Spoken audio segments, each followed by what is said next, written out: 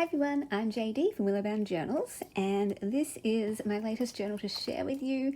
This is a vintage French layered journal, and it might look familiar to some of you because last year I made a whole collection in this style, and I originally actually made this one for me. I was just loving that collection so much, and when I have a collection that I love, I try to keep one of the favorites for me.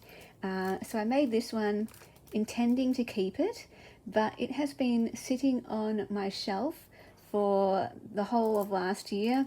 And so every year I go through my journals and, clear out any ones that I'm not actually ending up going to be using. So I already have this one. Let me show you. I've already shared this one previously. This one is available in my Etsy shop, and I thought I was going to use it, but that's been sitting on my shelf for longer than a year. And I don't want them to take up space in my room if I'm not going to use them, as pretty as they are. So this one is featuring a beautiful kit from Amity Bloom for the covers. So all of the covers that you see on all of these layers are from Amity Bloom. This is beautiful French applique and lace with the pearl beading here from France. And yeah, I just love it. And I do have a tutorial showing how I make these layered journals. So let's get into a flip through, and if anyone's interested in this one is available via email. So my email's down below in the description box. Just let me know what country you're from so I can include a shipping price. So I've got a letter in there, a bit of a snug fit pocket, and we have writing space here, which I love, and writing space here, and another fold out letter there.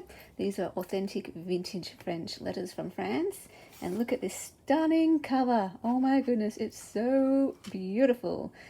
And then the inside covers are also Amity Bloom, but then all of the pages, these are vintage French or vintage ledgers, and just love them. So starting off with a vintage French letter, a gorgeous, gorgeous vintage ledger. I love it when I have the numbers stamped like that. Some beautiful coffee dyed paper with some lovely textures. Some vintage French document, vintage ledger, another document here. I love all of the different text, and a coffee dyed doily, another vintage French letter here, and vintage French, I think it's like a diary or agenda page. And we've got some extra little pieces folded here and there. These are great for collage or to put into a journal. Another beautiful document there, gorgeous ledger page. And this is really sweet. This is a little vintage French envelope with the stamp. So it's a pocket there, really, really cute. I love this ledger, down to my last ones of this, and I definitely want to save one piece for me. Another document, vintage ledger, coffee dyed envelope with another large fold out letter. This is gorgeous. Look at that script. Oh my goodness. Another ledger there, and another letter. This one is paper clipped in. Going to the other side, a large vintage French letter in there. And yeah, I hope that this journal can be a special treasure for someone, and maybe even a bit more special because originally it was going to be for me. So it's one of my favorites and sort of made more in the style that I like. And I don't know, I just like that sort of connection. Really fun.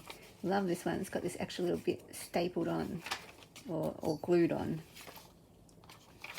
And look at that letter, look at that paper, so gorgeous.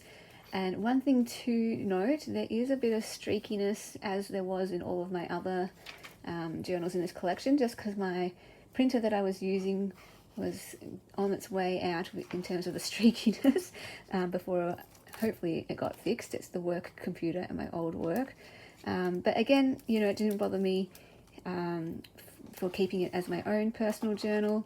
and only some of them really show up more than others, but I just write all over the top of that anyway, so I wasn't bothered. Look at this, this is so beautiful.